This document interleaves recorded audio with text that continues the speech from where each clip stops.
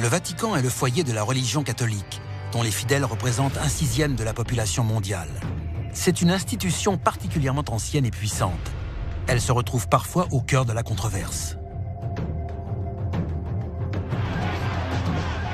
Selon de récentes révélations, le Saint-Siège aurait participé à une vaste campagne visant à dissimuler l'existence des ovnis. L'Église se prépare à admettre l'existence d'une vie extraterrestre et à l'inclure dans la création. Si l'on en croit certains ufologues, le Vatican a depuis des siècles connaissance d'une forme de vie extraterrestre. Les conséquences d'une telle affirmation seraient tellement graves que des générations de papes et de cardinaux ont préféré tout nier en bloc. Et si ces allégations étaient vraies? Beaucoup de gens pensent que tout ne nous a pas été révélé. L'heure est venue d'exposer au grand jour les mystères qui se cachent derrière les murs de cette citadelle. Des membres de l'Église vont nous faire des aveux inattendus et fournir ce qu'ils considèrent comme la preuve d'une forme de vie extraterrestre. Aujourd'hui, nous allons vous dévoiler tous les secrets du Vatican. La machine est en marche. Des dossiers restés confidentiels pendant des décennies et décrivant des manifestations extraterrestres ont été rendus publics. Nous allons vous révéler le contenu de ces documents et découvrir ce que le gouvernement américain voulait cacher. C'est à suivre dans Alien Files, l'émission qui perce les plus grands secrets de la planète Terre. 2 avril 2005. Le pape Jean-Paul II s'éteint après 26 ans de pontificat. Beaucoup le décrivent comme l'une des figures les plus influentes du XXe siècle. Le 8 avril, à 6h03 du matin, quelques heures avant ses funérailles, un objet volant non identifié apparaît sur les caméras de surveillance de la basilique Saint-Pierre. Ce mystérieux appareil serait-il la preuve d'un lien entre le Vatican et les extraterrestres? Certains ufologues et historiens estiment cette hypothèse crédible et la font remonter au fondement même du catholicisme. Et si cet objet était venu d'un autre monde pour rendre un dernier hommage au pape? Un des secrets les mieux gardés de l'Église est leur croyance en une vie extraterrestre. En 1543, à Toruń, en Pologne, Nicolas Copernic pose les bases de l'astronomie moderne en prouvant que la Terre tourne autour du Soleil et non l'inverse. 5 ans plus tard, à Naples, le philosophe Giordano Bruno va plus loin en affirmant que les planètes qui nous entourent sont elles aussi habitées.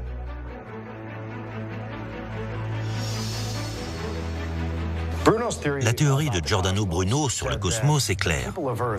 Nous ne sommes pas seuls. Mais disons que ça n'a pas beaucoup plu à l'Église. En 1600, il est reconnu coupable d'hérésie et condamné au bûcher. Il est le premier homme de l'histoire à être exécuté par l'Église en raison de sa croyance en une forme de vie extraterrestre. Ce philosophe a-t-il été sacrifié pour étouffer un secret caché par l'Église depuis plus de 1500 ans? Selon la Bible, Dieu nous a fait, nous, humains, et nous a placés au centre de toute chose. Nous sommes le début et la fin. Mais la réalité est tout autre.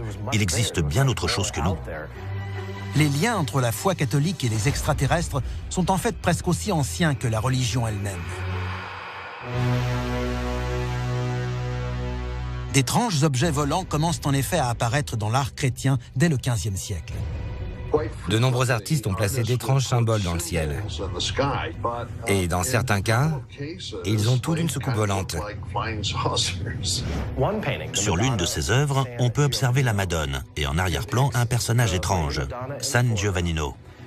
Ce personnage semble observer le ciel et plus particulièrement une sorte d'appareil peint juste au-dessus. Au Moyen-Âge et à la Renaissance, les peintres s'inspiraient de faits réels pour réaliser leurs œuvres. Les gens voyaient de vrais objets dans le ciel. Dans Miracle dans la neige, on peut voir Jésus et Marie dans les airs. flotter par-dessus ce qui semble être une flotte entière de soucoupes volantes ou d'ovnis. Dans le baptême du Christ, qui a été peint en 1710, on voit un objet ressemblant à un ovni qui envoie des rayons en direction de Jésus. La crucifixion dépeint quant à elle 2 appareils ressemblant étrangement à des ovnis. Les objets représentés dans ces œuvres sont-ils des témoignages de dévotion religieuse ou bien la preuve d'un lien entre l'Église et des engins spatiaux, voire des créatures d'un autre monde? Ces objets-là n'ont rien à voir avec l'iconographie catholique. Qu'est-ce qu'ils pouvaient représenter? On n'en sait rien. Ces disques, présents à travers toute l'histoire de l'art chrétien, correspondent exactement aux descriptions des ovnis observés de nos jours dans le ciel. Les peintres représentaient-ils des objets qu'ils avaient vus ou dont des témoins leur avaient parlé? Et malgré la présence d'ovnis tout au long de l'histoire, pourquoi l'Église a-t-elle toujours nié leur existence? Le Vatican nous cache-t-il vraiment la preuve d'une forme de vie extraterrestre? Venons-nous de découvrir son plus grand secret? Il est fort probable que quelques-unes des expériences religieuses dont nous débattons depuis des siècles soient en fait de nature extraterrestre. Des représentations d'engins spatiaux dans l'art à l'observation d'ovnis survolant des églises, le Vatican est depuis longtemps associé à des phénomènes étranges. Pourtant, l'Église a toujours condamné ceux qui déclarent croire en l'existence des extraterrestres. Un événement permet cependant de prouver que le Vatican a bien contribué à dissimuler la vérité sur les ovnis. Dossier déclassifié, l'apparition de Fatima. En 1917, en pleine Première Guerre mondiale, le Portugal tente de rester neutre. Mais ses habitants vivent dans la peur et cherchent à savoir ce que l'avenir leur réserve. Le 13 octobre 1917, à Fatima, au Portugal, plus de 70 000 témoins ont assisté à un phénomène étrange. La pluie aurait brutalement cessé de tomber. Certains disent que les nuages se seraient écartés et qu'un objet de forme lenticulaire serait descendu du ciel pour se rapprocher du sol. Selon les témoignages, 3 enfants se seraient approchés et auraient vu une femme magnifique apparaître sous leurs yeux. Aux côtés de cette femme serait apparu également un appareil de forme sphérique, envoyant des pétales de rose qui disparaissaient au contact du sol. Et d'après les 3 enfants, l'apparition leur aurait laissé un message codé. Les études menées par la suite attribuent ce message à la Vierge Marie, mais il est tout à fait possible qu'il provienne de quelqu'un d'autre. Cette apparition a adressé aux 3 petites filles une prophétie, une vision de l'avenir. C'était une prédiction. Ce message est interprété comme la prédiction d'un futur apocalyptique. Il évoque des épées embrasées et de prétendus démons qui descendraient sur Terre sous forme d'animaux effrayants et inconnus. Le Vatican a-t-il cherché à nous cacher que ce message annonçait en fait une invasion extraterrestre imminente? Très peu d'informations sur cet incident ont filtré avant l'an 2000.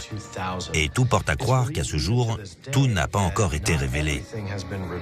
S'il s'agit vraiment d'un avertissement venant d'un autre monde, je suis certain que beaucoup aimeraient l'entendre. Des apparitions, des lueurs dans le ciel, des messages venant d'êtres étranges. Les signalements de manifestations extraterrestres continuent de se multiplier à travers le globe. Et si l'on en croit certains experts, le Vatican s'y intéresse de très près. En 2011, plusieurs individus résidant en Côte d'Ivoire ont vu une lumière dans le ciel. Mais pas n'importe quelle lumière. Il s'agissait d'une lumière en forme de diamant.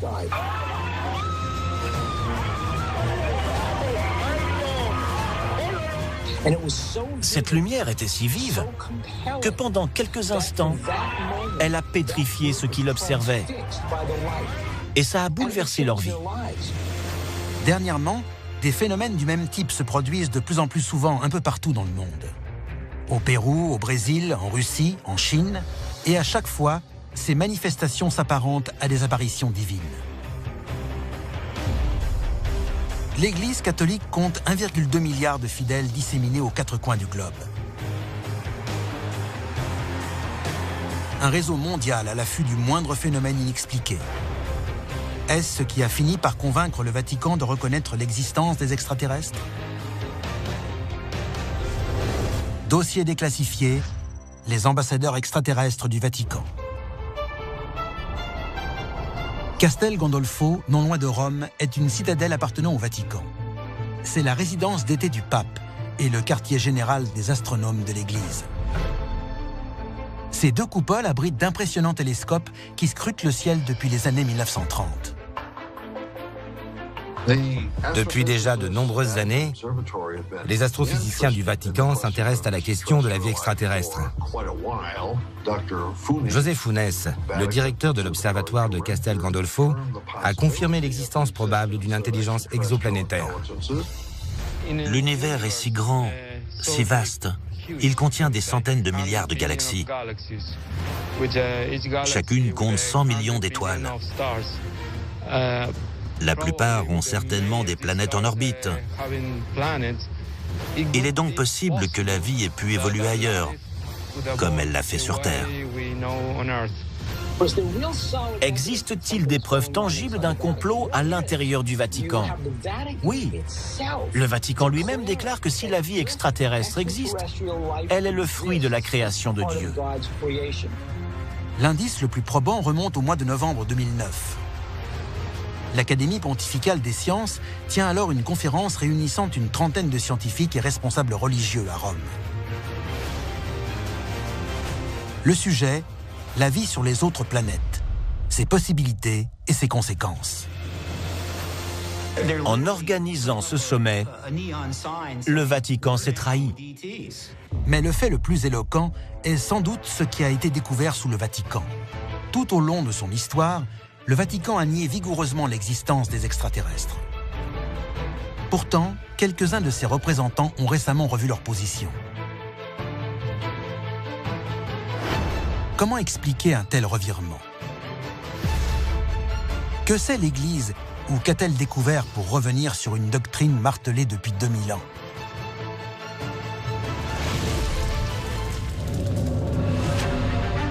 La réponse se trouve peut-être dans les archives secrètes du Vatican. Il s'agit de milliers de volumes gardés sous clé depuis plus de 1000 ans. C'est un véritable trésor. D'après certains ufologues, c'est ici que le Vatican conserve les rapports concernant les apparitions d'ovnis, à l'abri des regards indiscrets. Les archives secrètes du Vatican, c'est 80 km d'étagères et plus de 32 000 ouvrages enfermés. Qu'est-ce que tout cela cache? En 1977, Jimmy Carter est un des rares présidents américains à déclarer avoir vu un ovni. Il souhaite révéler au grand public toutes les informations dont le gouvernement dispose sur la question extraterrestre. Il demande à la bibliothèque du Congrès de récupérer toutes ces sources d'informations. Quand celle-ci contacte le Vatican afin qu'il lui transmette ses dossiers relatifs aux manifestations extraterrestres, le Saint-Siège met son veto, 2 fois de suite. Mais les documents gardés jalousement par le Vatican ne pourront pas rester toujours secrets. Aujourd'hui, des éléments nouveaux suggèrent que le Vatican cache même des extraterrestres. Dossier déclassifié, les crânes extraterrestres. C'est une histoire étrange. En 1998, des fouilles ont été organisées sous la bibliothèque du Vatican. Et un des ouvriers est tombé sur de drôles de crânes. Ils étaient gros et très allongés. Ils ressemblaient à la description qui est faite habituellement des extraterrestres de type gris. De grosses orbites, un nez et une bouche relativement petits, une boîte crânienne en forme de dôme. Les similitudes entre ces crânes et ceux des extraterrestres décrits le plus souvent par les témoins sont évidentes. Mais pourquoi y aurait-il de tels crânes sous le Vatican? S'ils pouvaient parler, quelle histoire raconteraient-ils? Après la découverte de ces crânes, le pape Jean-Paul II a demandé aux gardes suisses de fermer l'accès au site. Que cherchait-il à cacher? Les crânes ont-ils rejoint les archives secrètes du Vatican? L'Église catholique a très bien pu récupérer des extraterrestres au cours de ses enquêtes sur des phénomènes étranges. Ces crânes peuvent-ils être les ossements d'extraterrestres ayant vécu au Vatican? Le Vatican est bâti sur les ruines de la Rome antique. Juste en dessous, il y a une nécropole. Une nécropole est un vaste cimetière souterrain. Elle renferme donc des ossements qui peuvent remonter non seulement à la naissance du Christ, il y a 2000 ans, mais aussi au début de la Rome antique. La meilleure conclusion est peut-être celle qui a été donnée par une religieuse. Quelle que soit la nature de ces vestiges, ce n'est pas un hasard si nos ancêtres les ont enterrés ici pour qu'on les oublie.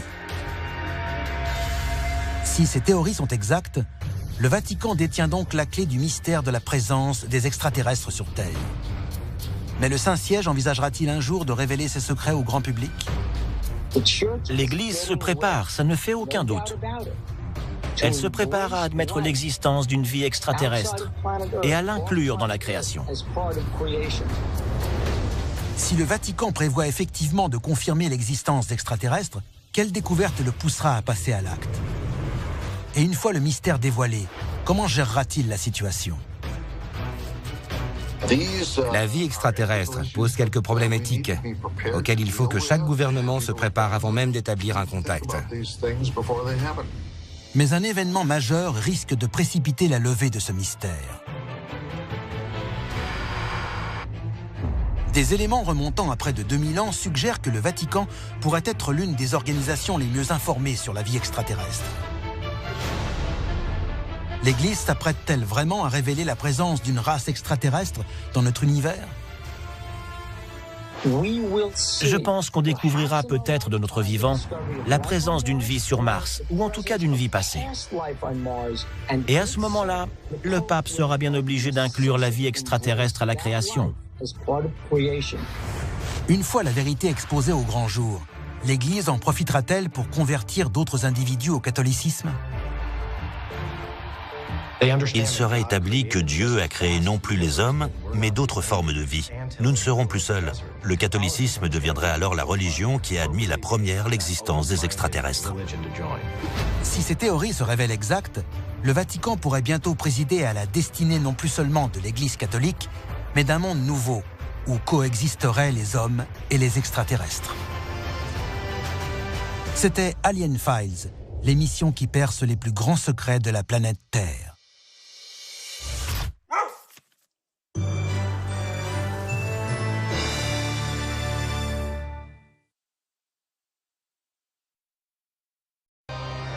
Le Vatican est le foyer de la religion catholique, dont les fidèles représentent 1/6 de la population mondiale. C'est une institution particulièrement ancienne et puissante. Elle se retrouve parfois au cœur de la controverse. Selon de récentes révélations, le Saint-Siège aurait participé à une vaste campagne visant à dissimuler l'existence des ovnis. L'Église se prépare à admettre l'existence d'une vie extraterrestre et à l'inclure dans la création. Si l'on en croit certains ufologues, le Vatican a depuis des siècles connaissance d'une forme de vie extraterrestre.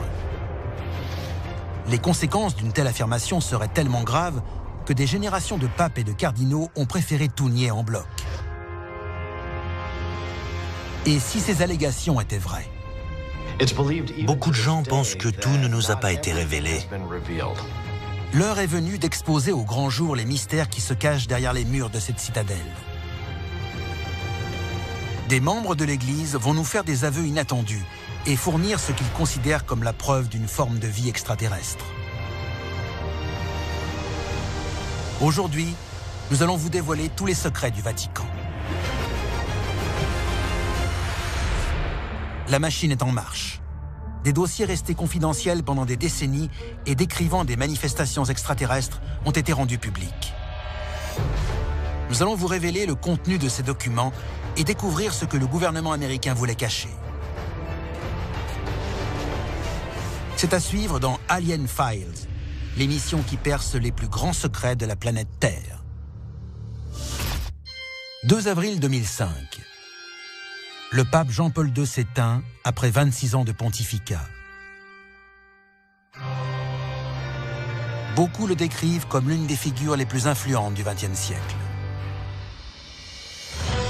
Le 8 avril, à 6h03 du matin, quelques heures avant ses funérailles, un objet volant non identifié apparaît sur les caméras de surveillance de la basilique Saint-Pierre. Ce mystérieux appareil serait-il la preuve d'un lien entre le Vatican et les extraterrestres? Certains ufologues et historiens estiment cette hypothèse crédible et la font remonter au fondement même du catholicisme. Et si cet objet était venu d'un autre monde pour rendre un dernier hommage au pape? Un des secrets les mieux gardés de l'Église est leur croyance en une vie extraterrestre. En 1543, à Toruń, en Pologne, Nicolas Copernic pose les bases de l'astronomie moderne en prouvant que la Terre tourne autour du Soleil et non l'inverse. 5 ans plus tard, à Naples, le philosophe Giordano Bruno va plus loin en affirmant que les planètes qui nous entourent sont elles aussi habitées.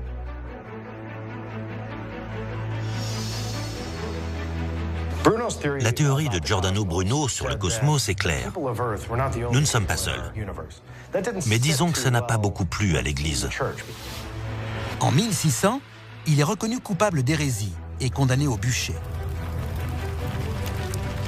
Il est le premier homme de l'histoire à être exécuté par l'Église en raison de sa croyance en une forme de vie extraterrestre. Ce philosophe a-t-il été sacrifié pour étouffer un secret caché par l'Église depuis plus de 1500 ans? Selon la Bible, Dieu nous a fait, nous humains, et nous a placés au centre de toute chose. Nous sommes le début et la fin. Mais la réalité est tout autre. Il existe bien autre chose que nous. Les liens entre la foi catholique et les extraterrestres sont en fait presque aussi anciens que la religion elle-même.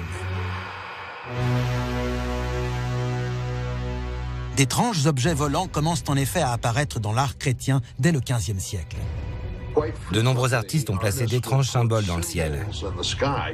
Et dans certains cas, ils ont tout d'une soucoupe volante. Sur l'une de ses œuvres, on peut observer la Madone et en arrière-plan un personnage étrange, San Giovannino. Ce personnage semble observer le ciel et plus particulièrement une sorte d'appareil peint juste au-dessus. Au Moyen-Âge et à la Renaissance, les peintres s'inspiraient de faits réels pour réaliser leurs œuvres. Les gens voyaient de vrais objets dans le ciel. Dans Miracle dans la neige, on peut voir Jésus et Marie dans les airs, flotter par-dessus ce qui semble être une flotte entière de soucoupes volantes ou d'ovnis. Dans le baptême du Christ, qui a été peint en 1710, on voit un objet ressemblant à un ovni qui envoie des rayons en direction de Jésus. La crucifixion dépeint quant à elle 2 appareils ressemblant étrangement à des ovnis. Les objets représentés dans ces